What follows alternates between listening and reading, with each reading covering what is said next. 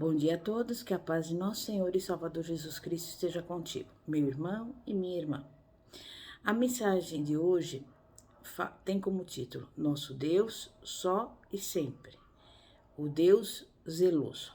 E a Bíblia nos fala em Êxodo 20, do versículo 3 a 6, o seguinte: Não terás outros deuses diante de mim. Não farás para ti imagem de escultura, nem semelhança alguma do que há em cima nos céus, nem embaixo da terra, nem nas águas debaixo da terra. Não as adorarás, nem lhes darás culto, porque eu sou o Senhor, teu Deus, Deus zeloso, que visita a iniquidade dos pais nos filhos, até a terceira e quarta geração daqueles que me aborrecem, e faço misericórdia até 1000 gerações daqueles que me amam e guardam os meus mandamentos. Até aí. Nós vemos aqui que o Senhor é um Deus zeloso, e foi o zelo de Deus que criou os 10 mandamentos. Ele os escreveu com seu próprio dedo, e o primeiro deles é: não terás outros deuses diante de mim. Esse primeiro mandamento não é somente uma lei divina, mas também uma lei da própria estrutura moral do homem. Isso porque o homem não pode ser leal a dois senhores. Quando ele tenta fazer isso, viola uma lei divina, e essa violação é pecado e exclui Deus da vida do homem. Não terás outros deuses. A palavra Deus significa qualquer ser ou atividade que exija o primeiro lugar na vida do homem. O Deus deles é o ventre, Filipenses 3,19. Essa é a descrição que Paulo faz de alguns inimigos da cruz, que transgrediram o primeiro mandamento. Em outras palavras, tratava-se de homens que tinham o cuidado de assegurar para si, através da religião, a máxima segurança social e um estômago cheio. Esse era o seu principal motivo para viver. Se alguém ou algo recebe a nossa suprema lealdade e obediência, é nosso Deus. O primeiro mandamento mostra que não podemos devotar nossa lealdade a algo que não seja o próprio Deus. Esse mandamento ensina também a eterna autoridade do único ser não criado. A ele pertence a glória, a honra e o poder. Ele é exaltado acima de todos e de tudo, porque dele e por meio dele e para ele são todas as coisas. Colossenses 1, versículos 16 e 17. Apesar disso, Deus não força ninguém a dedicar-lhe lealdade. Ele age assim para mostrar que nada pode estar acima dele, mas que o homem precisa escolher obedecer ou desrespeitar o mandamento. Deus revelou a sua santa vontade e o homem precisa decidir quem há de ser o seu Deus. Nenhuma revelação da doutrina ou doutrina pode apagar ou cancelar o significado desse mandamento. Deus revelado em Jesus Cristo tem sempre e com exclusividade o direito de ser Deus no coração e na vida do homem.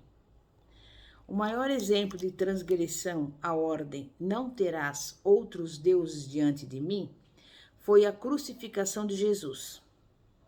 A geração que pôde ver e até mesmo tocar Jesus não somente deixou de crer nele e de cultuá-lo, mas também planejou e permitiu sua morte em uma cruz de criminosos. Será que o fizeram por ignorância? Sim, pela ignorância voluntária. Jesus reconheceu isso quando bradou da cruz: Pai, perdoa-lhes porque não sabem o que fazem. Lucas 23, 34. E é precisamente essa a questão. A humanidade estava em guerra contra o Deus revelado em Cristo, porque o seu coração e mente eram carnais e antagônicos ao coração e à mente de Cristo. Os fariseus e escribas, sábios, astutos, não conheciam a Deus. Não foram capazes de reconhecer Deus em Jesus. Não o conheciam no espírito, por isso não puderam reconhecê-lo na carne. Tinham outros deuses à frente dele. Eles mostravam esse desconhecimento não somente nas suas atitudes, mas também na sua disposição. Além disso, não queriam aquele Deus que fora revelado em Cristo. Por isso, esses homens crucificaram o próprio Jesus, que é a revelação de Deus. Os inimigos de Cristo desejavam sua morte e seus seguidores? Naquela hora tremenda, os próprios discípulos permaneceram passivos. Estavam interessados em se salvar e se proteger. Pensaram mais em si mesmos do que em Cristo. Daqueles homens que conheciam os fatos a respeito de Jesus, bem poucos podiam confessar que não tinham nenhum outro Deus além de Jesus Cristo, o Deus verdadeiro. Se Deus em Cristo não ocupa o primeiro lugar em nossa vida, precisamos nos arrepender. Temos de dar as costas aos nossos pecados e entregar à cruz as nossas próprias inclinações e interesses, pois os que são de Cristo Jesus crucificaram a carne, com as suas paixões e concupiscências. Gálatas 5:24. Mediante uma entrega integral a Deus, temos de afastar para sempre a velha maneira de viver e tudo quanto lhe diz respeito, tudo que em nós trai a Cristo e o nega como Senhor da nossa vida. Pensemos em Pedro. Ele traiu o Senhor quando uma simples serva lhe perguntou se ele era seguidor de Jesus Cristo. Pedro mentiu. Ele foi covarde, praguejou. Sem dúvida alguma, transgrediu o primeiro mandamento: não terás outros deuses diante de mim. Mas que transformação se verifica no Pedro que vemos no livro de Atos, purificado de seus pecados e batizado com o Espírito Santo. Mais tarde, é ele que em sua epístola registra a exortação: antes, santificai a Cristo como Senhor em vosso coração, estando sempre preparados para responder a todo aquele que vos pedir razão da esperança que há em vós, fazendo, todavia, com mansidão e temor. 1 Pedro 3, versículos 15 e 16. O mesmo Senhor que ordenou: haja luz, e houve luz, determina: não terás outros deuses diante de mim. Todas as suas palavras e ordens são eficientes. Através do Evangelho de Cristo, homens e mulheres têm sido regenerados e transformados em verdadeiros adoradores de Deus. O segundo mandamento, não farás imagem de escultura, é uma proibição e diz respeito a toda e qualquer representação ou símbolos da divindade que o homem faça, a fim de se curvar perante eles ou de usá-los em seu culto ao único Deus verdadeiro. Mas por que Deus proíbe que o homem faça imagens ou representações da divindade?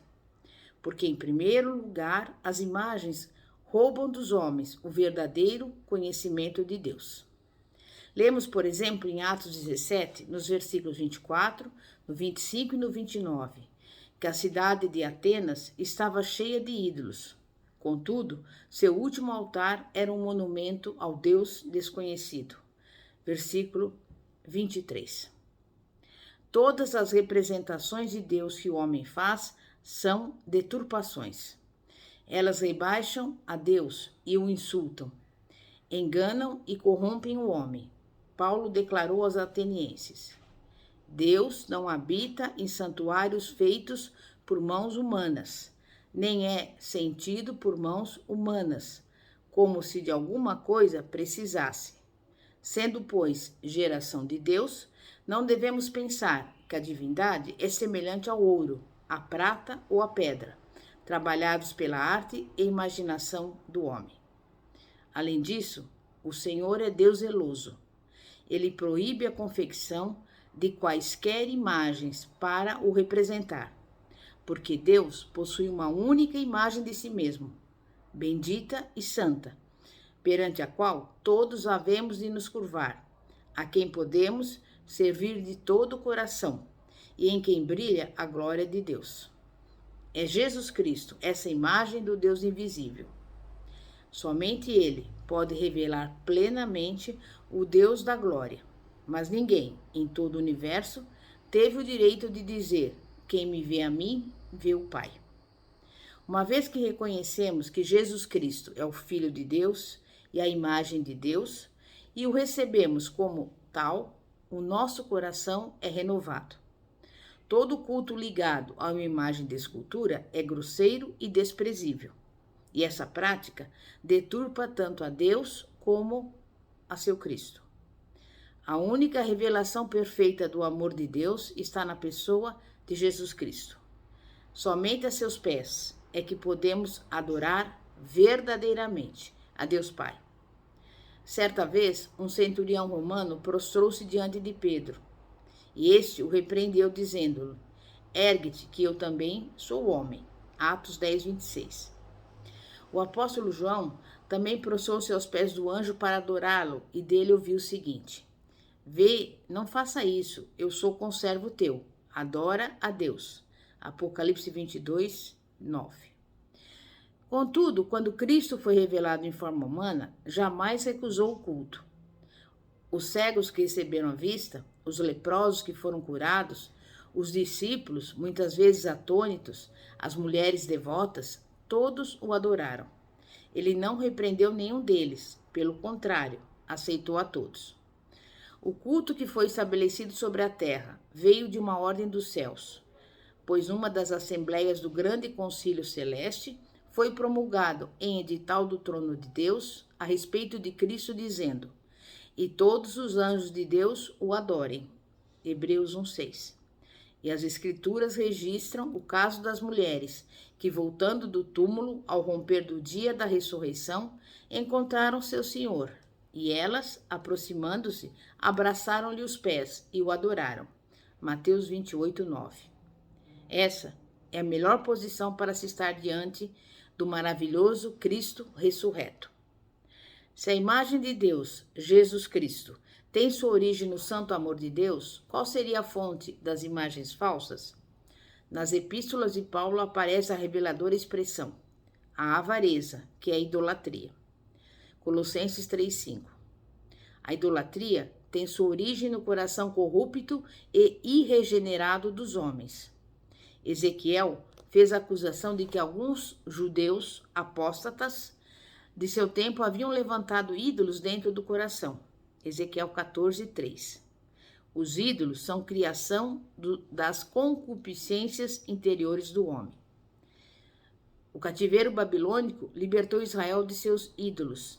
Tribos, nações inteiras e milhares de pessoas abandonaram a idolatria, queimando seus fetiches e encontrando perdão e nova vida em Jesus Cristo. Contudo, não são os ídolos exteriores o problema fundamental. Existe algo no interior do homem que é o verdadeiro criador de ídolos. O velho eu é o incorrigível criador de ídolos e precisa morrer. Romanos 6. Certamente o cristão não precisa lutar com o problema do culto exterior de imagens. Porém, se o eu e a carne o dominarem, impedirão que ele adore verdadeiramente e livremente a seu Senhor e Salvador. Do ponto de vista de Deus, Cristo levou consigo para a cruz esse velho eu, que ali morreu juntamente com ele. Quando ele ressuscitou, nós ressuscitamos com ele, libertos da avareza, que é idolatria.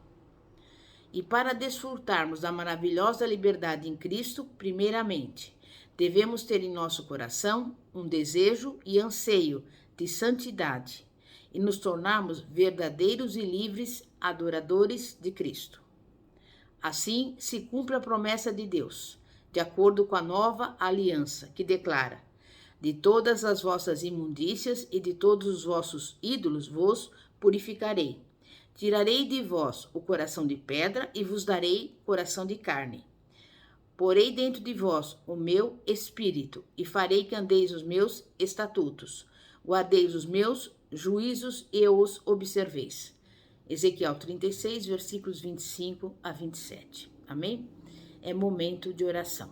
Santíssimo Deus e poderoso Pai, Pai de nosso Senhor e Salvador Jesus Cristo, nós ouvimos a Tua palavra e neste momento, Pai, nós te pedimos que nada, absolutamente nada, entre no nosso coração, para que nós não venhamos criar ídolos, nem na nossa mente, nem no nosso coração.